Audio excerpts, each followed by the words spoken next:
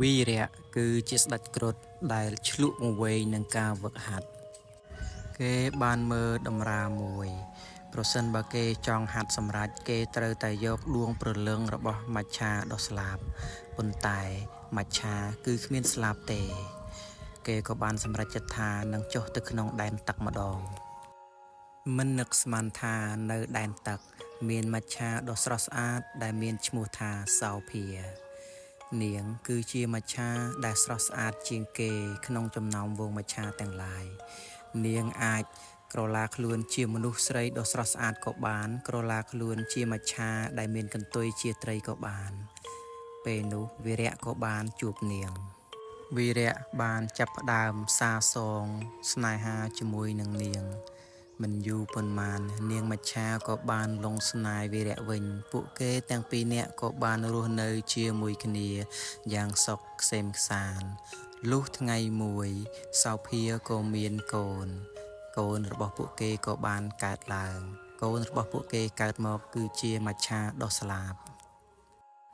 តើបន្ទាប់ពីវីរៈបានដឹងថាកូនរបស់ខ្លួនឯងជាមច្ឆាដ៏ស្លាប់ហើយនោះ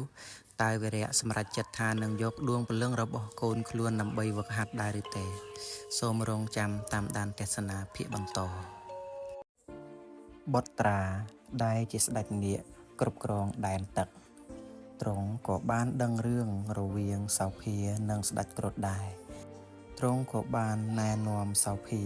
និងប្រាប់រឿងរ៉ាវដល់សោភាតាំងពីដើមដំបូងមកម្ល៉េះតាំងពីបុរាណកាលមកគ្រុឌនិងនាគគឺជាសត្រូវនឹងគ្នា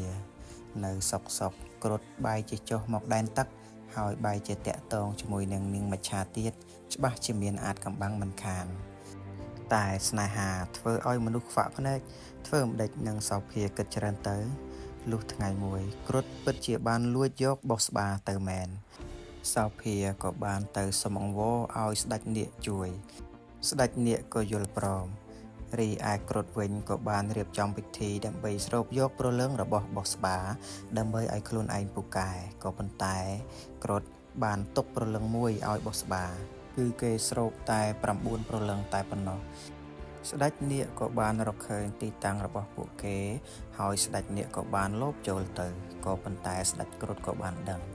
ស្ដេចនាគក៏បន្ទោសស្ដេចគ្រុឌថាខ្លួនជាស្ដេចគ្រុឌមួយនគរបែរជាបោកប្រាស់មច្ឆាដើម្បីយកមច្ឆាដ៏ស្លាប់ទៅវិញពិតជាអាក្រក់ណាស់ហើយពួកគេទាំងពីរនាក់ក៏បានប្រយុទ្ធគ្នាស្ដេចគ្រុឌក៏បានប្រែកាឡាទៅជាគ្រុឌយ៉ាងធំរីឯស្ដេចនាគក៏បានប្រែកាឡាទៅជាសត្វនាគដែរតើស្ដេចនាគឈ្មោះថាបុត្រាពិតជាអាចជួយសង្គ្រោះបោះស្បាពីគ្រុឌបានដែរឬទេសូមរងចាំតាមដានទស្សនានៅភាគបន្ត